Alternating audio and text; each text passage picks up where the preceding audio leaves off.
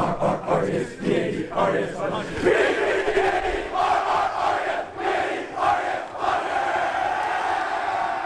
and welcome to the Sarah High School Football Podcast with Coach Walsh. How are you? I'm doing well. How are you, Amy? I'm doing great, thank you.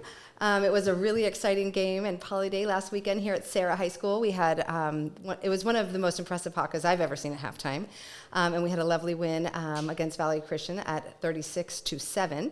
Again, we've got that trailing 7, which we'll talk about in a minute. But tell us a little about the game and just how the day went. Yeah, it was great. I thought we put together our best first 2 quarters of the year, and you at nauseum have asked me, what's wrong with the start of the team? And, you know, of course, I'm defensive of our guys and got to play 48 minutes. And, totally.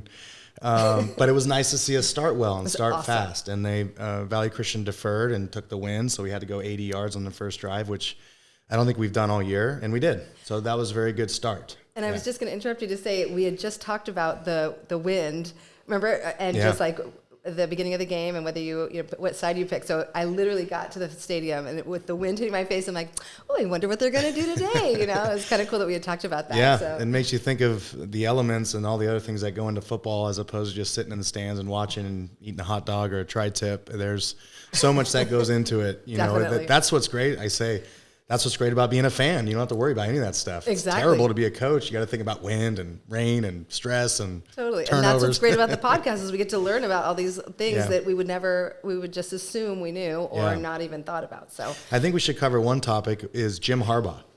Oh yes, let's cover Jim Harbaugh. Now Poly Day was amazing. Again, I think it was the best Hawka we ever did. I mean, anything you put effort into usually turns out better than if you don't.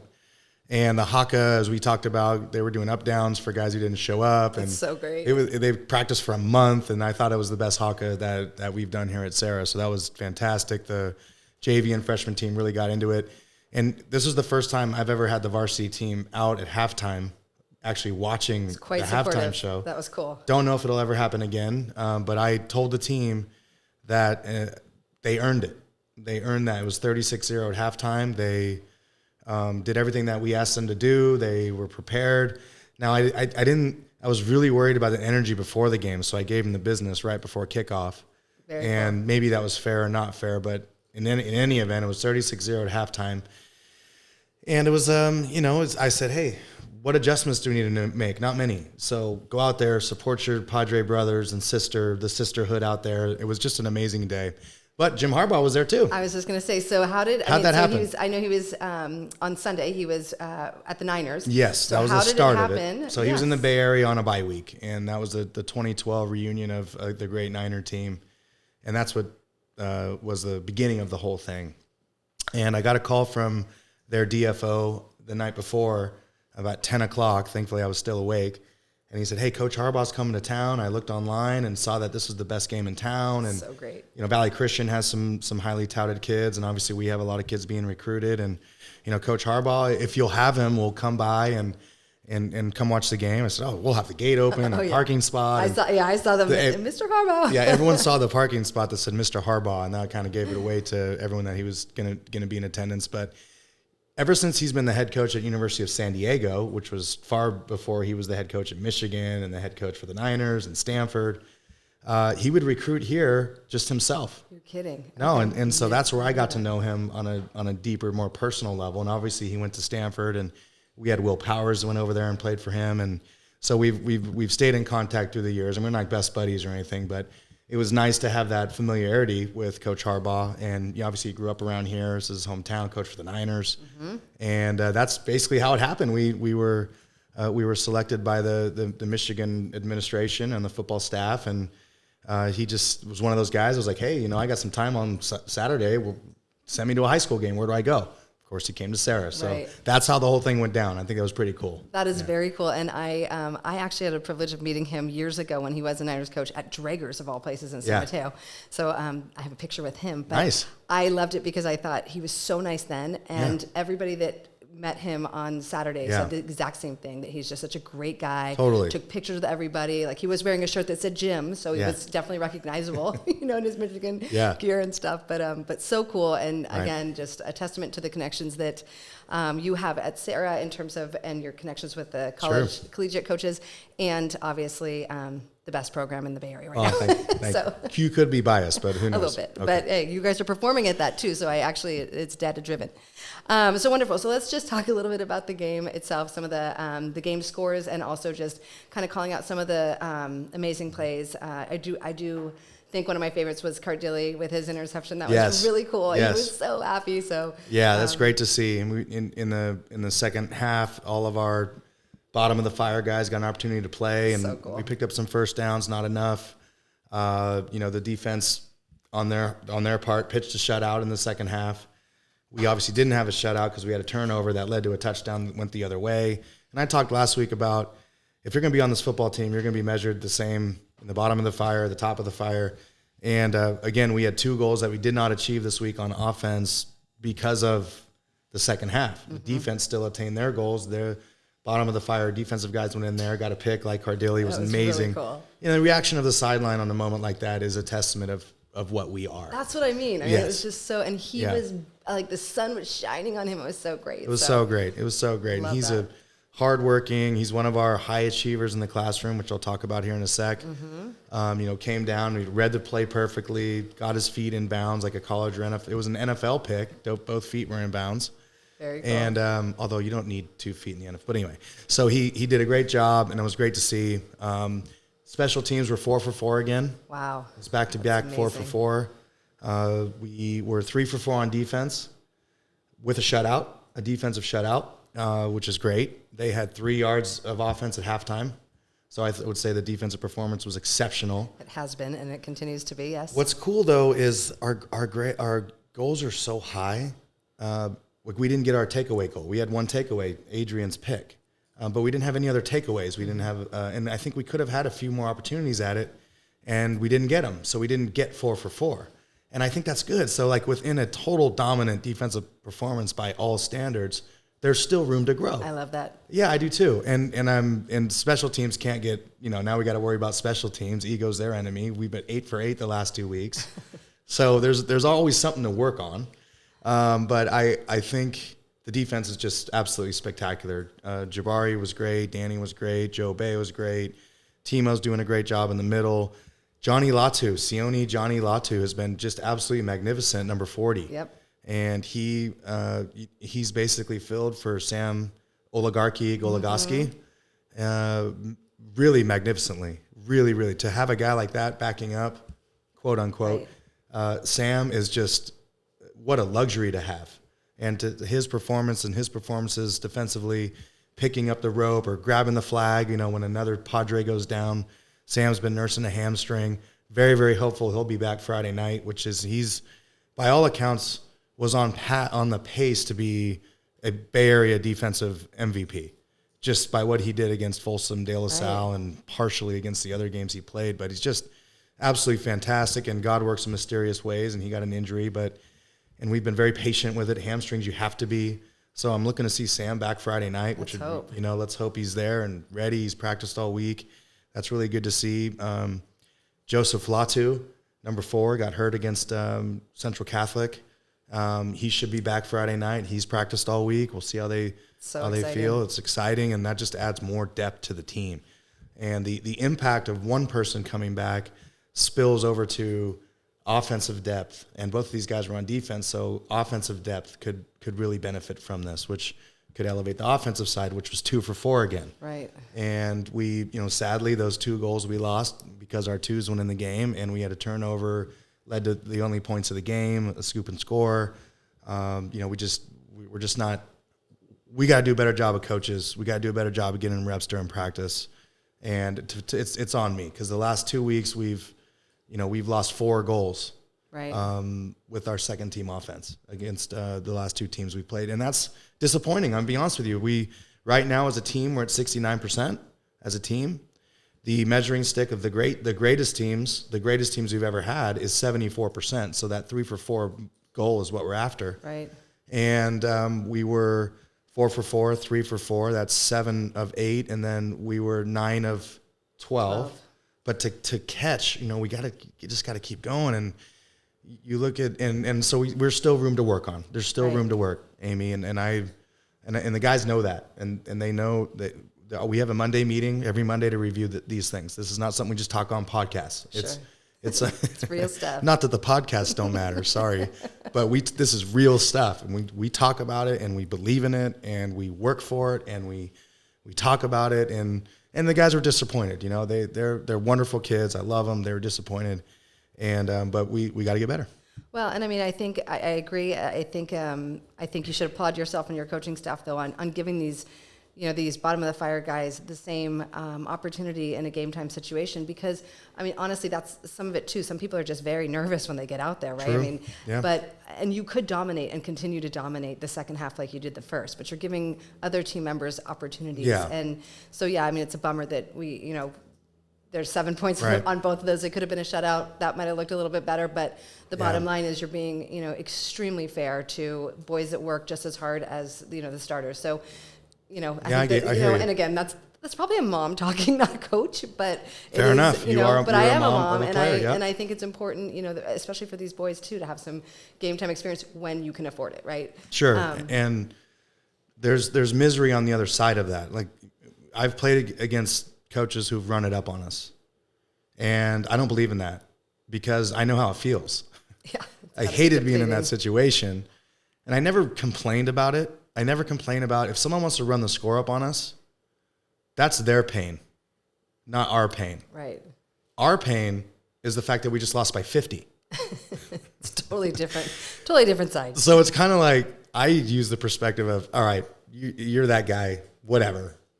Go enjoy your tri-tip sandwich and have a great weekend. Meanwhile, we can't block, we can't tackle. They're scoring a lot of points. That's horrible. Like, I'd prefer not to spend the egotistical time on the guy running the score up on us. Like go enjoy it or whatever you need to do. Right. We got issues. So when it comes to that sort of thing, I don't want to run it up. And again, I'm not perfect. There might have been times where I kept starters in too long, and everything's perspective. And those are moments that I regret. And I've been doing this for a long time. And I'll never forget in 2019, we had lost 6 straight games in a row to Pittsburgh High School. Oh, God. Maybe 4 or 5. It was 4 or 5, 6. I can't remember at this point. No, we didn't even win. Next thing you know, we're up by 50 points or 40 points.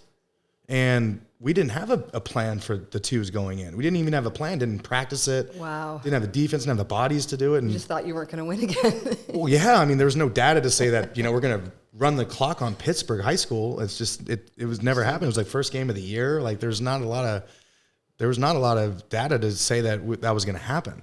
And then, of course, I'm real close with Vic Galley at Pittsburgh. He coached me at De La Salle. He's a De La Salle Spartan. And, we talked after the game, and he's like, Coach, come on, man. Like, what's going on? And I had to explain to him, like, we didn't have a plan for this, Vic. I'm sorry. It was bad. So anyway, there's a lot of lessons that go into it. And there's humans on the other side of the sidelines. Coach Machado is a dear friend of mine, really dear friend. We've gotten very close over the last 22 years, 21 years together in this league. And their program's, not where it used to be at this point. Mm-hmm. And I know that pains them very much because we've talked about it, and they're very young, but they're going to be back in the future. Yeah, They'll be back. and they had some really good O-line. I mean, some of their O-line was massive, huge and effective. And I mean, so they're. That's part of the reason why Coach Harbaugh was here. They got a couple guys on that sideline that have offers from Michigan and Texas and. Amazing. So, yeah. 73, you had mentioned 73, last time, yeah. Yep. And I watched, of course. So that's why this is so useful. See? Good. Awesome. Okay, well, let's touch really quickly on, and again, great game, and everyone played great. So, but let's touch on the GPA, because last week we had talked about, we were really rough with some of our content with regard to the high-performing student athletes on your team. And I thought maybe we could touch base on that again. Let's do it. All right. So you guys can brag about whatever you want to brag about our football team, because the football team interacts with the football team as it relates to these sort of things. Academically, though, what I love, and I'm going to sit here and brag deeply about this. I'm going to brag deeply because a team GPA, a collective GPA with 15 kids over 4.0, okay? Wow. A collective GPA has everything to do with the front of the school and the back of the school, with Readedly in our academic program, with our administration who sets the tone for being a school that majors in student athletes. Okay, we have 700 athletes at the school. So it's like, we're always got that moniker, we're a jock school. What does that mean? So here's what that means. We show up in the morning, we have our breakfast on campus. Then we go lift. And then we go study film. And then we go out and practice. And then we come back and we watch practice film. And then we like do another lift. And then we sit in hot pools and cold pools and we get ready. And then we have a prayer service and stretch for the game on Friday. Come on. This is ridiculous. I'm so over that. And that's fine. I mean, that's fine. All right. Our competition does great things in other areas. What I'm proud about, and particularly right now, and I'm bragging, I'm braggadocious, is our team GPA, weighted GPA with over 80 players on the team is 3.42. That's amazing. It's really absolutely high. amazing. I mean, the standard would be if you have a great academic team, it's a team GPA of 3.0. If you have a great academic team. Our team GPA is 3.42, and that's the official number that I got from, I thought maybe the guys were tweaking some things, and you can type whatever you want in. Sure. Get coach off my back. I got a 4.8. Like, can't get a 4.8. So I'm so proud of that, and I'm proud of our English department, our history department, our math department. I'm so proud of that because, and I want the teachers to know this. This should be sung from the mountaintops, because what it says is we all get it. Like, we're all here to better these men, right? To make young boys grow into men. How do you do that? You do that academically, you do it physically, and you do it spiritually through campus ministry. And Billy Burns is the greatest, and just going on our immersion trips. You're right. And it's just, this is what Sarah is. And that's why I'm going to sit here and brag about it. Like, the other stuff, great. I mean, we could lose Friday night and everyone's going to turn on us like Doberman and you're a terrible football coach and terrible program. You cannot take that away from us. Right. It's ever. balance too. I mean, right. It's balancing all these things together, right? The physical, like you said. I'm so proud of it. It's just absolutely amazing. It's a big deal. And again, I had this intuition of like, hey, what's your GPA? I got a 4.6. What? I never even thought about that. What's your GPA? And I thought maybe like, 2.0. He struggles a little bit. Yeah, I got 3.3, coach. Whoa. So just kind of pooling it. And, and so here's the thing. The sad news is I know this now. So on Monday, I asked the kids, I said, if every one of you tried just a little bit harder, and you took a C+ to a B- or a B- to a B+, and everyone threw something a little extra into it, could we get to a 3.5? Probably which sounds a little better, which to me sounds incrementally better than a 3.4.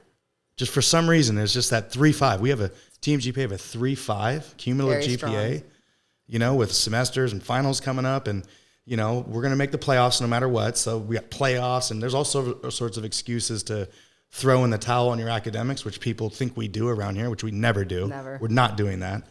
And I that's the new goal. I get more excited about that and I'm pumped about the football goals. Cool. I love football. Of course. But this is, because I think about Miss Lowenstein, I think about Mr. Clifford, and I think about all these wonderful teachers who've been around the school forever, just wonderful, wonderful humans who love our kids as much as we do. Mr. Carey, AP History, best AP History teacher on the planet. I'll tell you that right now. His AP scoring average is in the over 80%. Yeah, his AP testing.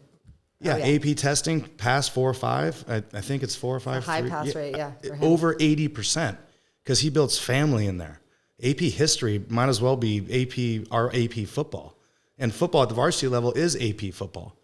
And to have Mr. Carey executing on that level and building family and camaraderie, like, I got to pass the test because this is he does play like a team. He 100% really plays cool. it like Connor a team. was in his class, and it's definitely played like that, which is so cool. So cool. So anyway, I'm off my soapbox. I feel more free to do that than in the world. Well, it's great. I mean, it's something you should totally be proud of. And I guess I just have to throw one question in there. I mean, it bodes well for recruitment too, right? If you can use that when you're inviting coaches, college coaches. Oh, yeah. I mean, that's a huge bonus. So huge. I mean, and we always come back to recruiting at some point, which we should. And minus Stanford and North Carolina, Duke, some of the Division I players that are just the highly academic colleges, I think we'd relate to, Princeton, Harvard, Yale, which they're not at that level of football. But it's almost the lower the GPA, the easier it is to get into the schools. So at some of these schools, you can have a 2.0 and a random SAT score and be fine. They don't want it that way. And obviously, the higher the better. But most of the colleges that play football, their standard is 3.0 or 3.3 or higher. They don't even look at you. Most of the colleges. Because the things that we see on TV are not most of the colleges. Mm-hmm. It's what we want to be a part of. Right. And everyone dreams of being a part of that. But it's not most of the colleges. Most of the colleges that actually play football are well below the Division I standard, sure. SEC and all that stuff. Right. So, yes, I think it's going to bode extremely well, assuming kids want to play. If they do not get an opportunity to play at Washington, Stanford, Cal, all these guys, if they're willing to play at the Division I AA, Division II, Division III level, we'll have an army of people. That's amazing. Yeah. That's great. Yeah. Well, I'm really proud of all those players too, because that's hard to do here. I mean, Sarah, it's a rigorous academic load, and these boys have to be very dedicated. So that's wonderful. Yep. So I have we put on stories a call out for the coach, but I'm worried about timing. We have some other things that you're going to talk about we got some time. as we go into the SI game on Friday night. Okay, so if you remain undefeated, where do you go after the playoffs? We go to the CCS playoffs, and depending on if we're 8-0 or 10-0, and any variation in between 9-1 or 8-2, that will determine our seed in the CCS playoffs. We will definitely have enough points to be in the top 8. So the CCS takes 40 teams. Okay. And we have 5 divisions: Division 1, 2, 3, 4, and 5. And they do it by points. They take humans out of it. Humans made the points, but at the end of the day, there's no arguing the point system here in the CCS, which has been very effective for us. So we will be in the top 8. I think we already are, just based on our strength of schedule and other factors. But based on that, if we will have either the 1 seed, a 2 seed, a 3 seed, and then we're into the CCS playoffs. There's 3 rounds of the CCS playoffs. And then after that is you have to win that to be eligible for the state bowl system. If we don't win that, we're done, and we go home and have a great Christmas. Right, okay. Thanksgiving. If we do, then we'll be thrown into the state playoff system, which we have 0 control over. Okay, and that was what we saw last year going into open versus, right? I mean, so it's just... I love the question, and I'm going to answer it, but I'm focused on 24 hours from right now. And 100%. We have a tough game against SI, but that's the answer to the question. Perfect.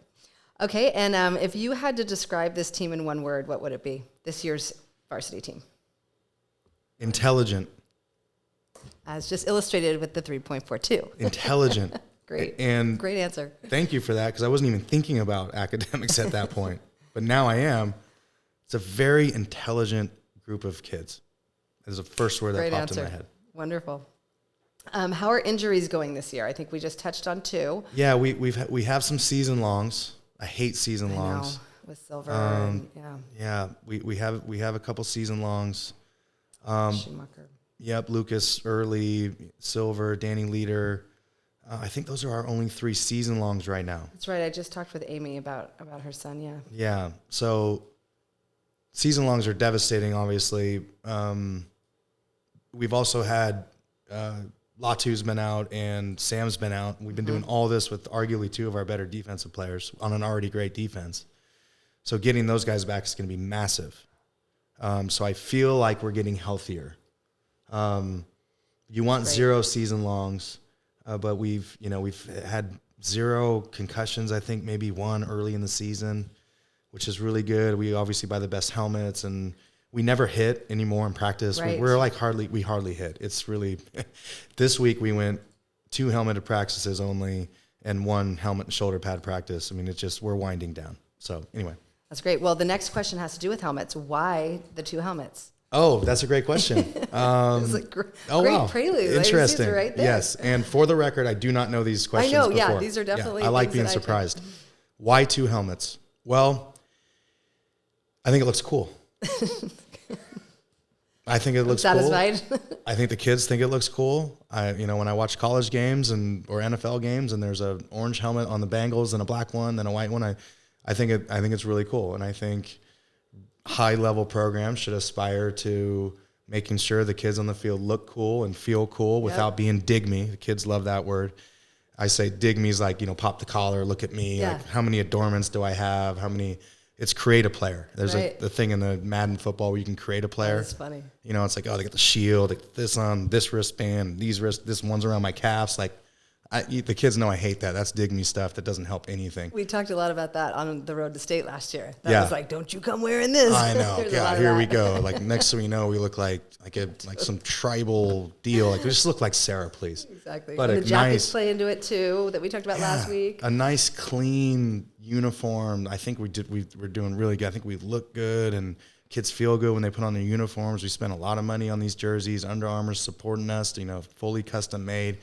And then the history of the white helmet was when the U.S. Open came here in golf, we were called and asked, hey, would you like to sponsor and help using our parents in your community, the concession booths? This was up at the Olympic Club. Oh, yeah. Okay.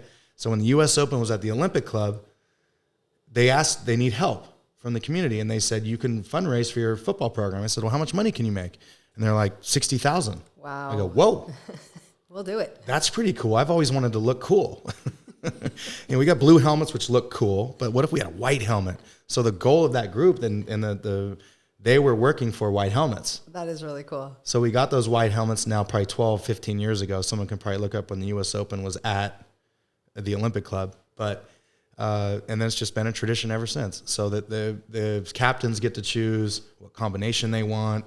So we'll either practice in the white helmets all week or the blue helmets. Now people are pining for an alternate helmet, which I don't think I'm going to do. But who knows? Well, and I really do alternate feel, being number 3. I was just going to say, I was like, the next question is about the gray jerseys. Yeah. Will they make a comeback? And then now I have an additional question with, will the helmets be gray? If you Right, exactly. It goes on and on. The challenge of a high school football coach is not necessarily we can fundraise it, we can pay for them in special events like that, but then you got to pay for them every year. True. You also have to have a place to store them. Where are you going to put them? Where's the inventory? Who's managing the inventory? What if we lose 10 helmets a year? You got to replace 10 helmets a year. So there's a lot to it. It's not just like, oh, this is really cool. We have a lot of helmets. You got to have the personnel to actually support the helmets and the jerseys and all that stuff. The story of the gray jerseys was we knew early on, we being Under Armour, knew that our custom jerseys were not going to make it in time for the season. Custom jerseys are taking longer, the boats, the seams, just everything was backed up. And so Under Armour sent us comped gray and white jerseys. So the white jerseys that we wore before with no names, right? With in no names on it, that's correct. Right. Those were for ESPN game. I know that was I was so bummed. Like I wanted those cool, but fine. It is what it is. And being great partners, and we're not an undeniable team. They sent us white and gray jerseys. They could have sent us blue, but I'm like, let's try gray because they're free anyway. Sure. For this purpose because they were backed up. So that's the story of the gray jerseys. Those gray jerseys will not be worn in a varsity football game ever again. I didn't like them for our purposes. Personally, I didn't like them. We might use them for JV or freshman games in the future or for practices or whatever, but that gray jersey will not be worn in a varsity game ever again. And I think the alternate concept when it comes to uniforms is again back to the cool concept. But I just love the white and blue so much. Yes. Seeing the gray out there, even if there was a different gray or something, and maybe a darker gray, or we could do something different. It just really reminded me of how much I love the white and the blue. Sure. And I think we were off. Yeah. We had a rocky start or a rocky game. Yeah. During that game, I remember thinking, I'm like, it's those gray jerseys. Right. I really did. I was like, why are we wearing gray these? Is like fog and depressing. It's a gray day. So yeah, you're right. I really did. I was superstitious at that game. Awesome. All right, fine. There's another reason I'm not getting gray jerseys. Exactly. All right. Well, those are all the call outs I had for today. That's fun. I love that. We'll do that. I think we'll just incorporate a few every podcast because it is fun to. I enjoy putting you on the spot, A, and then B, yes. But they're great questions, and they're ones that I wouldn't think to ask. Okay, so we play SI tomorrow, 7 o'clock. SI, the Wildcats are 2-3 in league. We are playing under the lights for the first time, right? Yeah. That's exciting. And then I wanted to mention that the JV game is before us, and both teams are undefeated, so that's a big deal. Yes. Those both games, in a way, are WCL championship games. Obviously, the JV teams, they're both. This is our last game for JV, if you can believe that. Wow, that went fast. Because Sacred Heart doesn't have a JV team, and we're playing them week 10. That's right. So this is the last game for JV football, and that'll bring some reality into everyone's lives quickly. This is coming to an end quickly. I'm going to come early and watch them. That's awesome. Yeah. If you can get there early, that's the two great teams. And it's a testament to both JV staffs because a lot of sophomores are up playing on both of our teams. True. I mean, SI's tackle, SI's quarterback, and they have sophomores up starting, and we have sophomores up starting. Oh, yeah. So those are two really strong classes. And I know our freshman team last year lost one game to SI. So it's a strong class. It's, our freshmen now JVs is a strong class, and it's obviously very competitive between the two. So it's going to be a great JV undercard game. That's at right. the Murph, they call it. So that's going to be really exciting. And then obviously for us, they do not have an opportunity at the WCL championship because of their previous games, but they're getting better. They had a huge win last week against Mitty, Archbishop Mitty. They have a sophomore quarterback who's going to be a great player, and already he's a problem. He's a good player. And what I really respect about a Coach Regalia-led team is their general level of preparedness for every game they play. They're always in the right spots. Very well coached. Offensive and defensive coordinators are very bright. They always challenge us. They always find weaknesses. We try to adjust to those weaknesses in our plans, in our schemes. So it's going to be a great game. Hopefully we can take some tips on the lights. Although I hope it's something that just is contagious and we come back. It could happen. Put some in our stadium. I love that we don't have lights. We've discussed that. I know.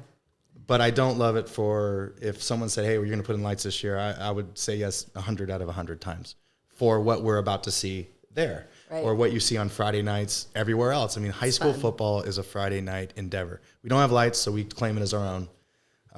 And, hey, maybe we'll get some tips from them. And should be exciting. How'd you get it done? Like, let's get those lights in here at Sarah someday. Cool. I think it's going to happen, but Awesome. I just don't know when. All right, well, let's talk a little bit about SI. Sure. Let's talk about maybe not about SI as much, but just about how you're feeling, bringing the team in. And I know you've brought some props. Yeah, I got some props. Get into. Yes. So I've talked a lot about this. I've been reading this book, and I strongly recommend it for everyone, really, because I think ego is the enemy. Ego is the enemy. And again, I didn't plan to read this or this. I just started reading this at the beginning of the year, but I thought maybe I'd start with something. How'd you stumble upon it? Did someone? I don't know. I read "Stillness is the Key." This guy Ryan Holiday. I don't know where it just popped up. Amazon's in my head. Sure. They in everyone's heads. By the way, they're very smart people. Smartphone. Next thing you know, I'm clicking on buying stuff. I'm buying Halloween stuff that my wife hates. And anyway, I got this came up, which is a good pop up. Good job, Amazon. And I got this suite of books. Cool. Stillness is the Key. Ego is the Enemy, which I read. Stillness is the Key first. And there's a third one in it, something about breaking through. The Obstacle is the Way. But I thought maybe I'd start with this because it fits right into everything that I've kind of been thinking about this week. In Greek mythology, characters often experience katabasis, or a going down. They're forced to retreat, they experience a depression, or in some cases literally descend into the underworld. When they emerge, it's with heightened knowledge and understanding. Today we'd call that hell, and on occasion, we all spend some time there. I like that. And I was reading this last night, and I'm like, this is absolutely perfect for where we're at. And this, I think sometimes as a coach, at least for me, the season is merely a reflection of some of the things that I'm going through personally. And because high school football, back when I was at De La Salle, was probably the most pure, best time of my life, where I thought maybe I was at the best of what I could be at that time as a 17-year-old kid, led by Coach Laddiser, and the great school at De La Salle, my wonderful teachers, all the things we just talked about, like wanting to do that over and over and over again, aspiring to be the best person I can be, physically, spiritually, mentally, is my why. It's my why, personally. And if I can go through my why every single fall and have a rebirth, a renewal, and be better than I was the year before, just continue to strive to be better as a person, then maybe some of those lessons can be taught to the kids. And maybe the things that I felt like I was going through as a senior in high school, I could give back to them. The segue to that was and is the misery and the hell that I felt like I was going through in 1991. De La Salle doesn't lose football games, particularly not then. And losing a football game is more than just losing a football game at De La Salle. It says something about the culture, the community, the work ethic, the desire, the mental energy. It says more to it. And in 1991, we lost to Pittsburgh High School 35-27 in the Oakland Coliseum. And Percy McGee intercepted the ball, and I had a chance to tackle him, and his powerful legs ripped right through my arms. I'll never forget it. There's rain coming down, okay? This is a key point. There's rain coming down. I'm laying on the dirt in the stadium in Oakland Coliseum watching Percy McGee run away with my dreams and what my expectations were of being a high school student athlete at De La Salle. Gone, dashed. And that might sound trivial because a lot of people go through real pain. I get it. But that was very painful for me at that time and my friends. Good news is, this is the good news. My first prop. Second, this is a 151 ring. This ring symbolizes a culture shift, a paradigm shift in the greatest program that's existed in California. One of them, if not the best. It's the best one. Sorry, I'm a Spartan. Okay? Sarah's, we're climbing. We're getting there. We have not had a 13-year winning streak yet here at Sarah. We haven't had a 13-game winning streak yet at Sarah. Maybe 13. I don't know. Anyway, so this ring right here is the only other ring I'll ever wear on my body, because I'm not a jewelry guy, than this one. Right. This symbolizes 151 wins in a row. Okay? So the misery that I went through and my friends went through led to the longest winning streak in the history of team sports. So that's good. Amazing. Okay? Yes. Next one is this. This sits in my office, and this is the Joker and the Batman. So You've talked about this before. based on the quote that I read in Ego is the Enemy, I feel like this is symbolic of the fight that all of us go through every single day. And it brings me to one of my favorite quotes ever by Martin Luther King, which is, "Darkness cannot defeat darkness, only light can. Hate cannot defeat hate, only love can." So when we're in our dark pits, this is the pit. Remember the pit in the Dark Knight, and he had to climb out of the pit? Yep. There are pit moments in my life that have led to light moments. And I think anyone who's struggling should know that that struggle is for a purpose. As I was laying on that turf in 1991, it started to rain. What does that rain symbolize? A rebirth. I didn't know it at the time, but now that I think of it, that rain was washing away things that we had to get rid of, because the rain purifies. The rain was purifying us. It was making us better. And I believe in that. I believe that rain is falling for a reason. Now, the rain for Pittsburgh was probably like champagne. Yeah, right. Anyway, so I'm going to move on here. No, I love that. I mean, it's so true. Yes. This also sits in my office. This is William Wallace. And I'm not a historian on Scottish history, and I think Braveheart is got some Hollywood to it, obviously. But his fight for freedom, it was inspiring in that movie, William Wallace. And I think what I take from that is that the fight began when he was drawn into it, when he lost his wife. And it inspired a country for freedom.